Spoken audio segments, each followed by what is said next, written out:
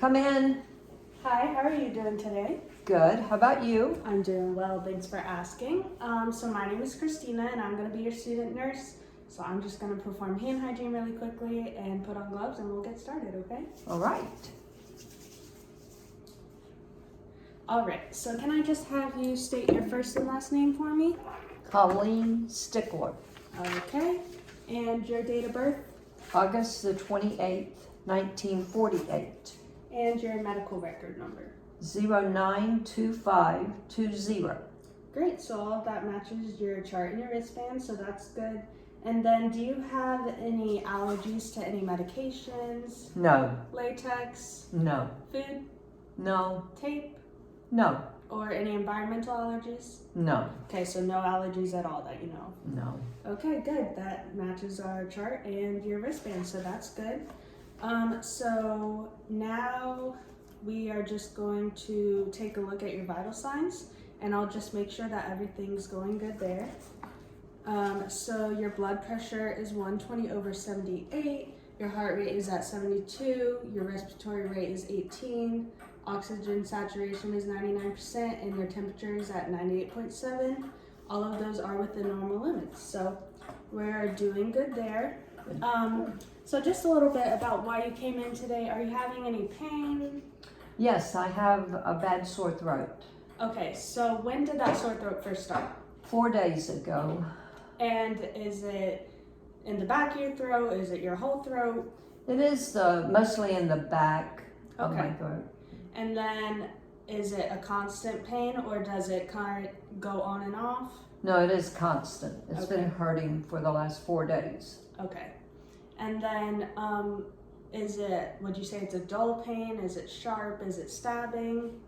It's dull, but it's constant. Okay. And then is there anything you do that makes that pain worse? Nothing that makes it worse. Anything you do that makes it better? Yeah, I've used like throat lozenges and throat spray, and then I've gargled with warm salt water, and that helps. And other than those, have you taken any medications or treatments or anything? No. Okay, so on a scale of 0 to 10, with 0 being you feel no pain at all right now, to 10 it's the worst pain of your life, what would you say that your pain is at right now? 8, probably an 8. Okay, and then when you do you take your throat lozenges or use the spray, does the pain go down any when you do that? It does, it helps, yeah. Okay. So now we're just going to talk about your level of consciousness. So the patient doesn't appear to be showing any signs of distress. Are you No, having any? Okay. no. And then can you just tell me what the day of the week is today? Yeah, today's Thursday. And around what time would you say it is? It's probably 6:30, 7 o'clock. Right. And then where are we and why are we here? I'm at the doctor's office, and I came in because I have a bad sore throat and I don't want it to get worse. Great. So based on the fact that my patient was able to answer those questions, as well as the fact that she was able to tell me her name and date of birth earlier, the patient is alert and oriented to person, place, and time. So now I know you don't have any equipment, but I'm just going to go through what I would check for if you did. So if you had oxygen, I would be checking to make sure that the apparatus is in the correct placement, that there's no kinks in any of the tubing, and I would be checking around where that tubing is to make sure there's no rashes or lesions or breakdown, and also to make sure that the oxygen matches the flow rate's orders, or the flow rate matches the provider's orders, sorry. And then for an IV line, kind of the same thing, checking for any kinks in the tubing, any tenderness or erythema or edema of the skin, especially around where that IV line is, and to make sure that the IV bag matched the provider's orders.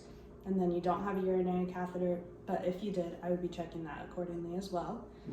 So now I'm just going to take a quick look at your hair. Okay.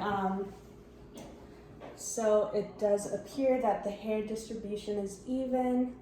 I'm not seeing any lashes or lesions or rashes or any kind of breakdown.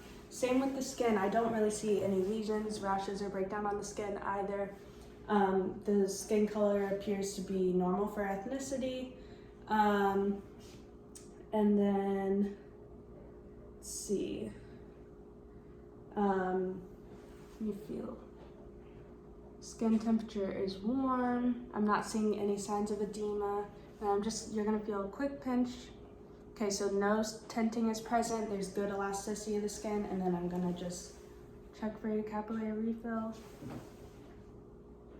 Good, so capillary refill is less than 3 seconds in both the fingers and the toes. So that's within normal limits. Now I'm going to move on to your ears, eyes, nose, and throat. So I'm just gonna take a quick look at your ears. Okay, not seeing any lesions, rashes, or breakdown. No drainage present in the ears either. So your eyes, so if you'll just follow my pen light. Okay, and then you're gonna follow it again.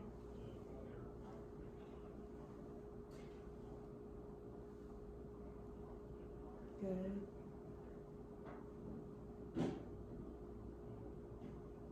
Good job. So the pupils are equal, round, reactive to light, and accommodation. Now I'm just going to take a look at your nose and your mouth. So I'm not seeing any lesions, rashes, or breakdown. There's no drainage. And then can you open your mouth and say ah for me? Ah. Same. So the oral mucosa is pink and moist. No problems with lesions or breakdown or anything in the mouth. And then the sclera is white in the eye, and the conjunctiva is pink. So now we are going to move on to the respiratory portion. Okay, so what I'm going to do, you're not having any problems breathing right now, are you? No problems breathing. Okay, so I don't see that the patient has any accessory muscle use, and there does appear to be bilateral chest expansion, but I'm just going to check. So what I'm going to do is you're going to feel my stethoscope on your back, and when you do, I just want you to take a deep breath for me, okay? Okay. And if at any point in time you do feel dizzy or anything, then just let me know and we'll take a break, okay? Okay. So I'm just going to turn your chair a little bit this way. Right. There we go. Okay. All right.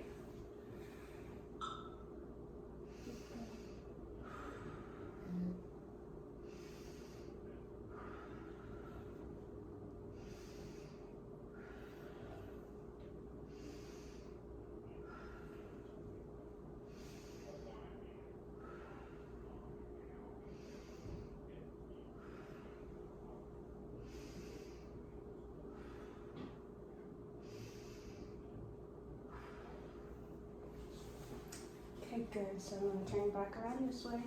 Okay. Good job. So all of your breath sounds were clear. That's good.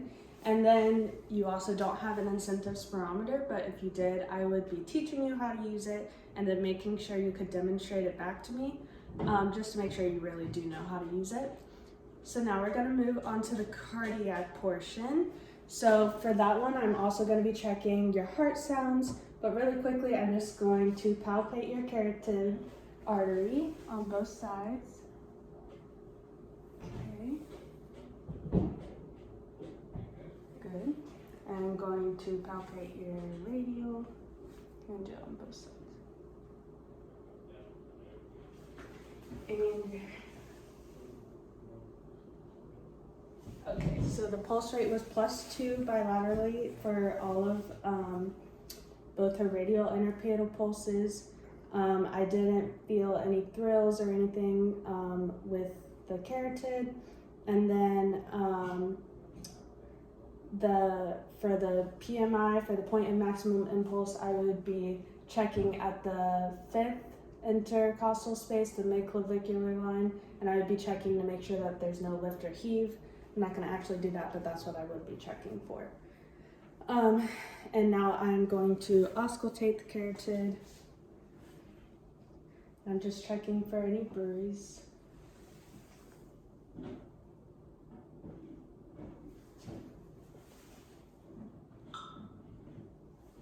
Okay, so there were no bruises present. Now I am about to check for your heart sounds, but before I do that, I'm just going to tell you the locations that I'll be checking for. So I'm going to start with the aortic valve, which is at the second intercostal space, the right sternal border. And then the pulmonic, which is at second intercostal space, left sternal border. Erb's point, third intercostal space, left sternal border. Tricuspid, which is fourth intercostal space, left sternal border. And then the mitral, I won't be checking, I won't be auscultating, but that is at the fifth intercostal space and the mid-clavicular line. So you don't have to do anything when I Okay. put my stethoscope, but I am going to check with both the diaphragm and the bellow, okay? Okay? So just going to move your shirt a little bit.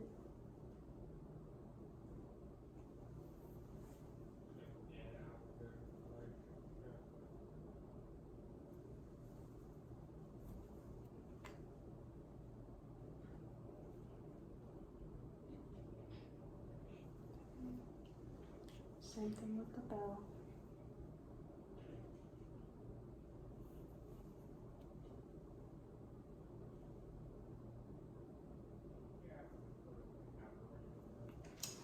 Okay, good. So S1 and S2 were present with all of the locations that I checked for, and I didn't hear any extra sounds, and the pulse rate and was good.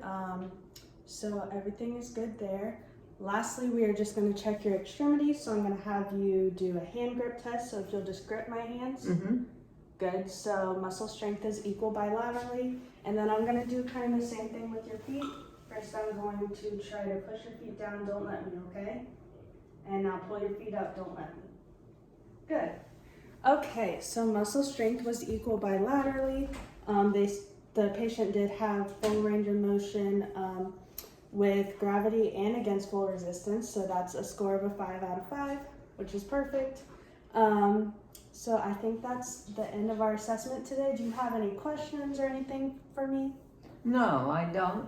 You explained everything, so Great. I'm good. Okay, so I'm just going to perform hand hygiene and then we'll be done, okay? All right. Thank you, Ms. Stickler. Thank you.